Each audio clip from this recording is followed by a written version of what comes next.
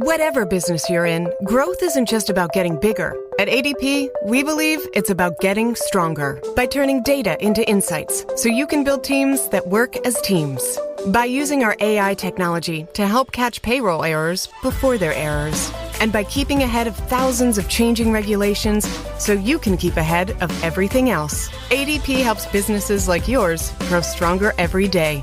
ADP, HR talent, time, and payroll. And back to Vanessa's podcast, everybody. And today I have a great guest. His name is Correy Wolf, and an author and writer and teacher. And his book is Hey Correy, how are you? Can you tell me about your latest book? Sure. Thank you for having me on the show. It's my first book, The Journey of an Acorn, and I'm really excited to have people read it because I think it's really a wonderful book that could do a lot of good and help people. Yeah, and the book was honored and you in many places, and you received many awards. Tell me about the process and what kind of awards you received.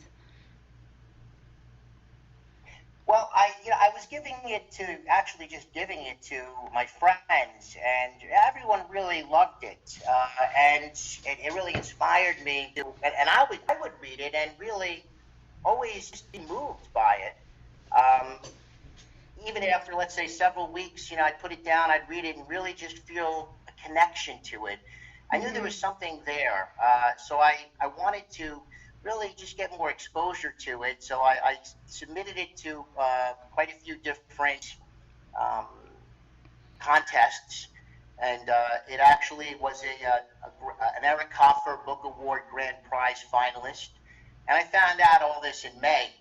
It was an Eric Hoffer Book Award winner for the children's category. Mm-hmm. It was a First Horizon Award finalist, and it was a Next Generation Indie Book Awards finalist for the young adult category, which I find really interesting because I feel the book really fits in for children, but also for young adults.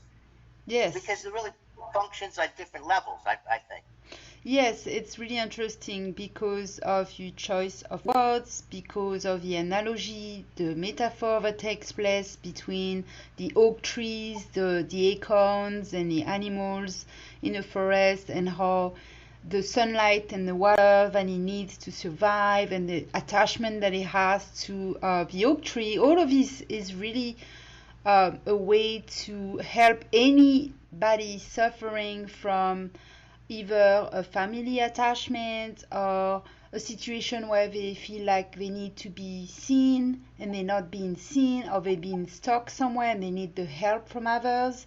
So I think it's a book about standing on your own 2 feet basically, and with learning not to stay still when you need to get moving. Is that it? Yeah, absolutely.